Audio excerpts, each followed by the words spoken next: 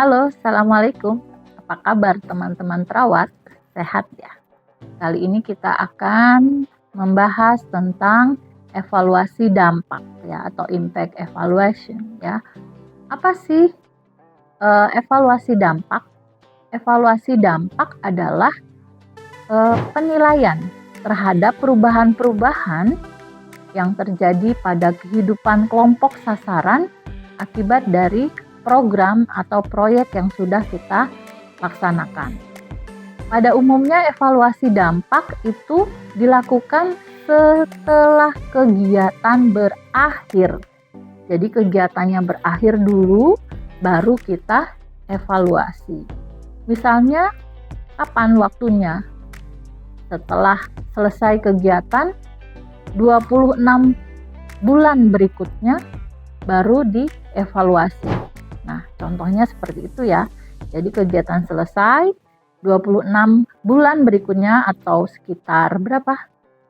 2 tahunan berikutnya baru dilihat apakah ada efeknya, apakah hasilnya baik atau tidak gitu ya. Jadi itu adalah contoh dari evaluasi dampak. Sehingga bisa diketahui apakah proyek yang kita buat itu efektif atau tidak. Tujuan evaluasi dampak adalah untuk mengetahui apakah semua input yang diberikan sesuai dengan jadwal atau rencana awal atau tidak ya. Jadi apakah input yang kita berikan itu sudah sesuai dengan jadwal atau rencana awal yang kita rencanakan. Kemudian, apakah sasaran atau tujuan kegiatan telah tercapai atau belum? Gitu ya. Kemudian, untuk memperbaiki tata cara dalam mengelola ataupun merevisi kembali rancangan reklamasi yang telah dikerjakan. Jadi misalnya nih, kita punya program tertentu, setelah 2 tahun kita evaluasi, ternyata belum berhasil misalnya. Nah, kan itu bisa kita rancang kembali untuk tahapan selanjutnya, gitu ya. Kemudian fungsi evaluasi dampak adalah memanfaatkan evaluasi. Manfaat evaluasi yaitu mengetahui relevansinya, efisiensinya, efektivitasnya secara manfaat program, dan menyempurnakan perancangan serta pelaksanaan program. Ya, jadi fungsinya adalah sudah relevan belum? Sudah efisien belum?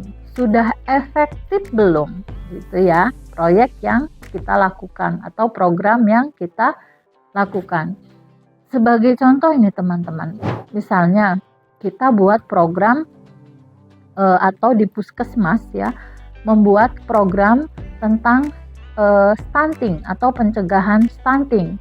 Jadi di satu puskesmas itu membuat lumbung protein namanya ya. Jadi di puskesmas itu di wilayah kerjanya membuat yang namanya lumbung protein dengan cara apa? Membuat kolam ikan misalnya. Kolam ikan itu dikelola bersama oleh masyarakat, mulai dari perencanaannya, kemudian pelaksanaannya, itu semua kita melibatkan masyarakat.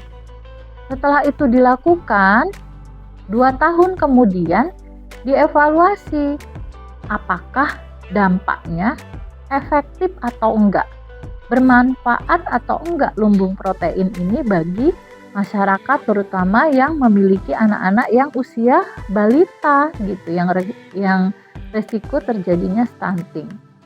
Kemudian setelah dievaluasi 2 tahun itu kan ketahuan tuh efektif apa enggak.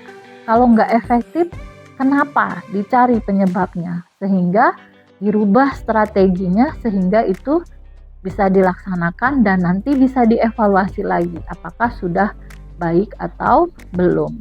Kalau memang sudah baik, sudah efektif, berarti program yang sudah dilaksanakan sebelumnya itu bisa kita lanjutkan, gitu ya. Itu contoh dari evaluasi dampak.